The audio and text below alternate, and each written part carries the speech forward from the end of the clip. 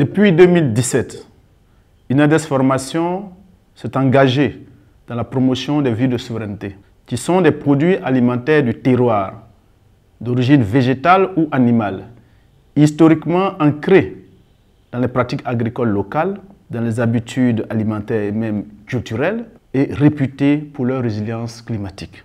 Cette initiative de promotion des villes de souveraineté est mise en œuvre dans 8 des 10 pays d'implantation du réseau Inades Formation, c'est-à-dire le Burkina Faso, la Côte d'Ivoire, le Togo, le Rwanda, le Burundi, le Cameroun, le Tchad, la République démocratique du Congo. Dans cette initiative, nous avons mis une priorité sur le mil, le fonio, le sorgho, le haricot ou le niébé et le poulet local. Il s'est agi de travailler à promouvoir les bonnes pratiques de production durable, les semences résilientes et la diversité des formes de consommation de ces produits locaux, ainsi que leur positionnement sur le marché local.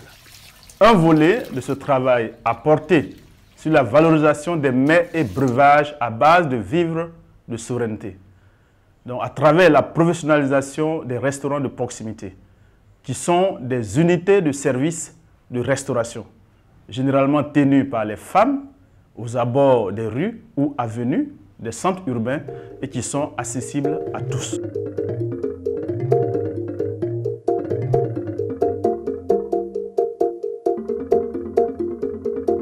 Madame Baoro, c'est elle qui est venue nous trouver un jour. Elle est venue nous parler de Inades, qu'on est allé à Cocody pour aller faire rencontre là-bas. Vraiment, on est parti, c'était bon, on a découvert beaucoup de choses. Inades est venu faire tel, ils ont bien peinturé, bâche, et puis caisse, et puis emballage. Maintenant, on s'est mis dans ça là, et puis on paye chose jetable. Et puis les godelets là, on met les bouillies dedans. On a eu beaucoup d'admiration, mais on dit merci, beaucoup merci à Inades. J'ai connu l'Inades grâce à Madame Baoro. J'étais en train de faire du déguet, elle a vu le déguet, puis elle s'est approchée vers moi. Elle voulait me parler. J'ai dit oui, allons-y. Elle m'a demandé que non, elle travaille avec l'Inades. Qu'est-ce que je connais l'Inades? Je dis non, je ne connais pas l'Inades. Donc voilà comment on a échangé les numéros. Je peux dire oui, ça a changé parce que l'Inades m'a beaucoup aidé. Lorsque je faisais mon déguet, je faisais ça à la maison. Les gens venaient prendre ça à la maison. Donc, depuis que j'ai connu l'Inades et participé aux réunions, ils m'ont montré comment transformer encore, comment appeler la clientèle, comment évoluer ma commande et mes mains.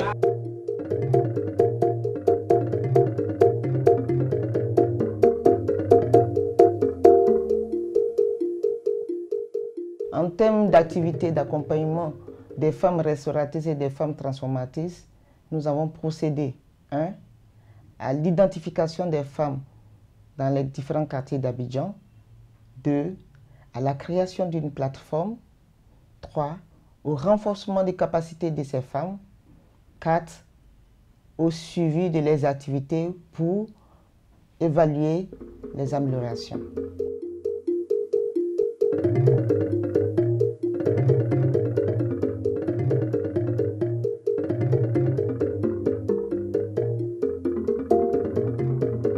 Nous avons évalué au niveau du lieu de travail des dames, au niveau de la présentation des produits dérivés et des mets, au niveau de la conformité aux exigences des commandes, au niveau des moyens de communication, au niveau des recettes journalières et mensuelles, et au niveau de la mise des étiquettes de vente.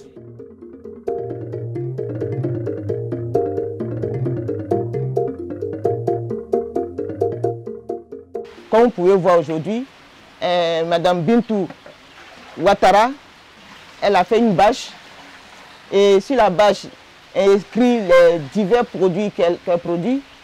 Quand on voit sur son étal les emballages qu'elle a utilisés, on a dit qu'il faut prendre des emballages adéquats pour que cela puisse permettre une conservation à longue durée.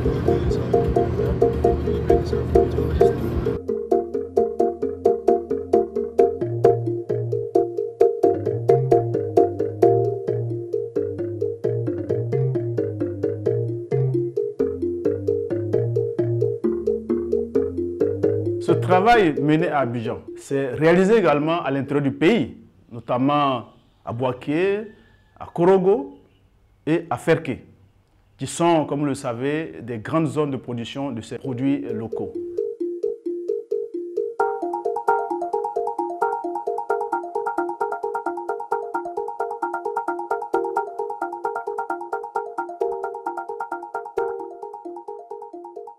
INADES nous aide au l'avancement de notre coopérative parce qu'ils nous font des formations et ils nous aident à écouler nos produits. Voilà les produits finis. C'est comme ça qu'on vend maintenant. On a besoin aussi de nous aider à envoyer nos produits à l'extérieur aussi. On a besoin de ça.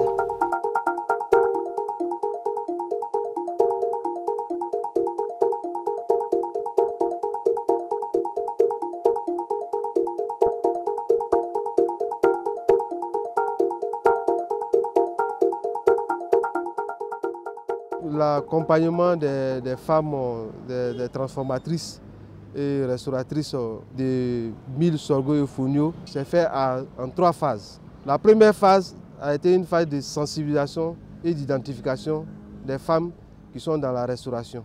La deuxième phase nous a permis de faire des formations. Et les formations se sont faites en 3 thèmes. Nous avons eu un premier thème sur la confection des mets à base de mil, de sorgho et de fonio. Le deuxième thème a porté sur l'hygiène. Et le troisième thème a porté sur la comptabilité simplifiée. La troisième phase a été les activités de suivi et accompagnement. Donc il s'agissait un peu de pouvoir suivre sur le terrain la mise en pratique des formations qui ont été faites aux femmes. Et dans cette phase aussi, les femmes à la suite des formations ont manifesté un désir de se mettre en association.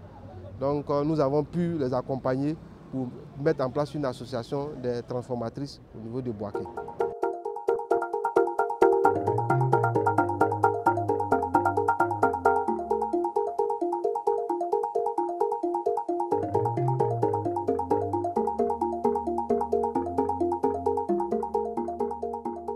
Pendant la formation, on nous a appris l'hygiène et la comptabilité. L'INADES nous a dit de laisser le papier ciment, que ce n'est pas bon. Et qu'ils nous ont donné des papiers qui est plus propre que le ciment de papier. Voilà ces papiers que l'INADES nous a conseillés. On a vu qu'il y a eu changement aussi de la clientèle. Les clients aiment bien les papiers de l'INADES.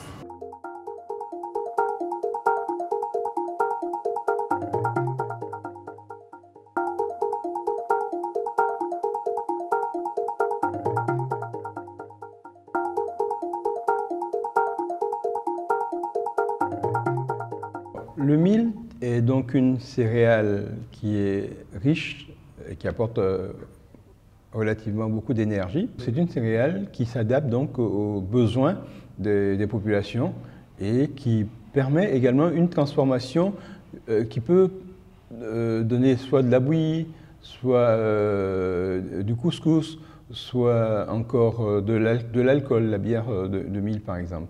Donc il y a plusieurs types d'utilisation qui peuvent être faits. On peut même faire, dans certains pays comme le Sénégal, du pain à base de mil. Donc c'est pour dire que c'est une céréale qui s'adapte aux conditions et qui apporte, qui représente un bon potentiel en tant que vivre de souveraineté. En plus d'avoir un potentiel nutritionnel important, le sorgho est doté de propriétés thérapeutiques. Donc protège contre certaines infections et corrige certaines anomalies chez l'homme. Sur le plan nutritionnel, c'est une très bonne céréale qui permet également de faire des pâtes alimentaires comme le tau, mais également de faire des boissons artisanales. Voilà. Et la transformation de cette céréale qui se fait de façon artisanale permet de conserver donc, le potentiel nutritionnel et de réduire les pertes dues à une ultra-transformation en général des céréales. Donc le sorgho reste une céréale très nutritive dans le contexte ouest africain. Le fonio est utilisé dans nos régions au moment des fêtes, mais Il faut dire que c'est une céréale qui peut valemment remplacer le riz parce que aujourd'hui le fonio est préconisé donc, dans l'alimentation des personnes diabétiques ou des prédiabétiques parce qu'il est constaté que l'index glycémique de cette céréale est beaucoup plus faible que celui du riz.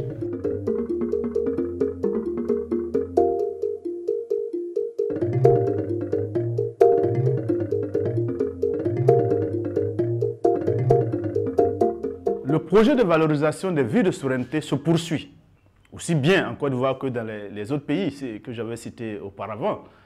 Nous envisageons de toucher davantage de femmes restauratrices et de les aider à établir des kiosques de vente modernes. En cela, nous espérons pouvoir aussi compter sur le soutien des collectivités locales.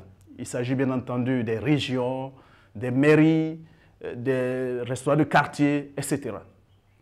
Par la professionnalisation de ces femmes, nous voulons réconcilier la population africaine avec ses céréales et légumineuses ancestrales, si riches en nutriments.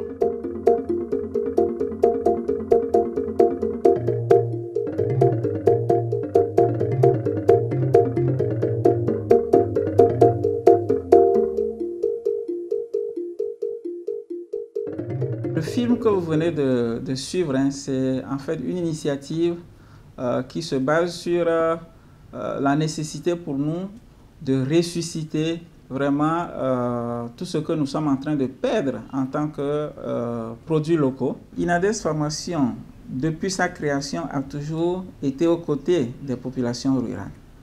Cette couche constitue pour nous le socle du développement des sociétés africaines. C'est d'ailleurs la raison pour laquelle, depuis 2013, nous avons décidé de travailler à promouvoir les systèmes alimentaires durables, donc basés sur l'agriculture familiale. Et à l'intérieur de ce grand chantier, nous œuvrons avec les communautés sur les produits locaux. Donc nous voulons tout simplement amener les produits locaux à se retrouver dans nos assiettes parce que ces produits locaux-là contribuent à notre identité, contribuent à notre existence et on sait bien que ces produits locaux sont de qualité nutritive assez élevée. Il y a des études qui ont montré ça.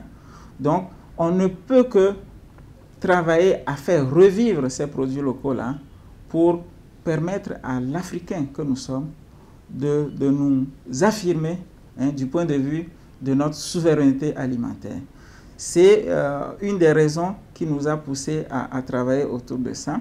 Et d'ailleurs, ces produits locaux-là, comme on le sait bien, sont plus résilients même au changement climatique, ce que nous connaissons tous aujourd'hui sur les effets en termes d'érosion de la diversité biologique. Donc, ces produits sont assez résilients et donc, il faut effectivement travailler à les promouvoir et à assurer à ce que la génération future dispose également de ces produits.